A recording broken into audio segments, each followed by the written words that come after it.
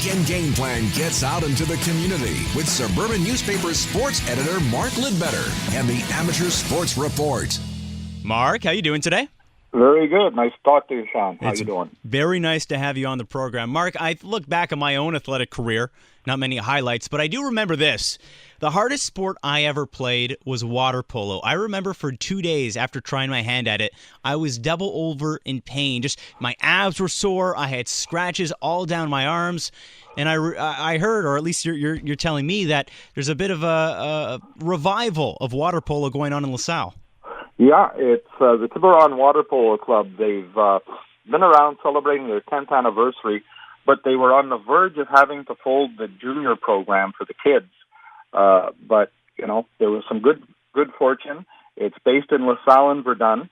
And what happened was the committee was able to hire on John O'Donnell, who's been involved for many, many years as head coach. And this has led to, through the enthusiasm of the committee and John, a nice revival of the sport and not having to put away that junior program this year. Because, you know, you put something on the shelf, you think maybe for a year. Mm-hmm. Sometimes it goes a lot longer. So what they've been able to do is now they've got enough kids that they've got teams at the U8, U10, U12, U17 levels, and they're working at getting out kids at the under 15 age group.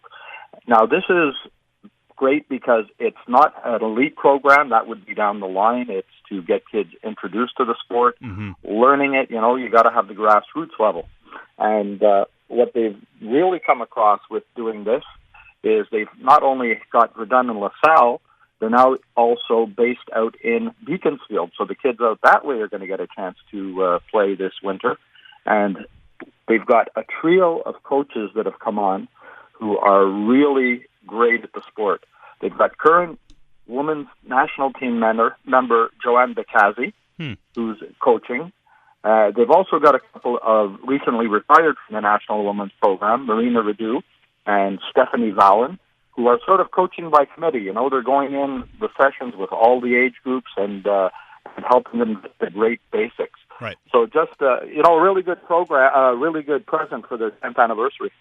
Yeah, and we all know pathways to get into hockey and soccer, but a sport like water polo that's a little bit more, I don't know if the right word is obscure, but a little bit more off the beaten path.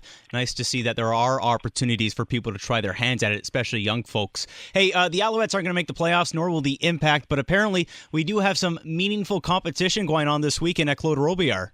Oh, this is great stuff. Yeah, through the Défi Sportif Alter Go, they're hosting the 2017 Paravolley Pan American Zone Sitting Volleyball Championships. Now, this is the first for Montreal. And action got underway on Thursday. It's going to wrap up tomorrow at Claude Robillard Center. There's 4 men's teams and 3 women's squads vying for gold. So you've got Canada, Brazil, Costa Rica, and the United States in the men's division, while Brazil, the U.S., and Canada will compete in the women's tournament. And this is important for the teams because this is a qualifying event for the 2018 World Championships in the Netherlands. And now the teams are made up primarily of players with amputations to the lower body, and they require a lot of dexterity. The court's smaller, the net's lower, and the players, they've always got to stay in contact with the floor, except during the defensive play in front or back zones of the court. So, I mean, they had this in the Invictus Games, and it's something to watch. The great thing is the event is open for free to the general public at the Claude Robillard Center. And today there's a couple of semifinals in the men's division at noon or 2:30.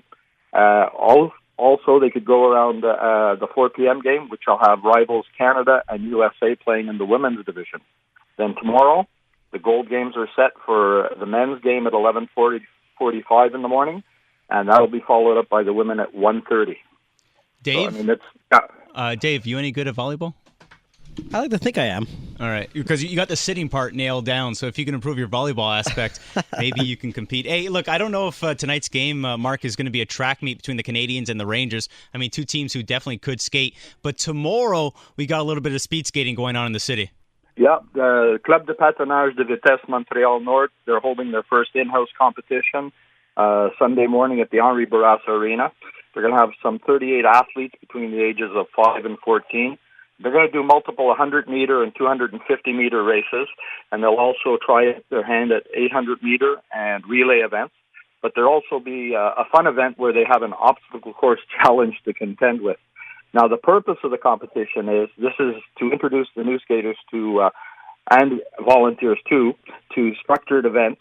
So it allows the coaches to see if the new skaters can meet their standards, which are in the 100 and 250 meter event, because then they get to compete in the C'est le Fun level competitions, which is the very base level for speed skating in the province. So if they make their times in that, they're going to move on to C'est le Fun and get their first taste in this category when they start up next month.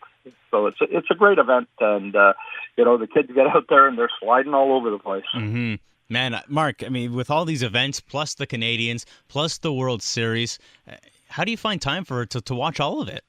Time management, and I'll even get out and referee a couple of hockey games this afternoon. Oh, you're better at time management than I am, Mark. Thanks for coming on today. My pleasure.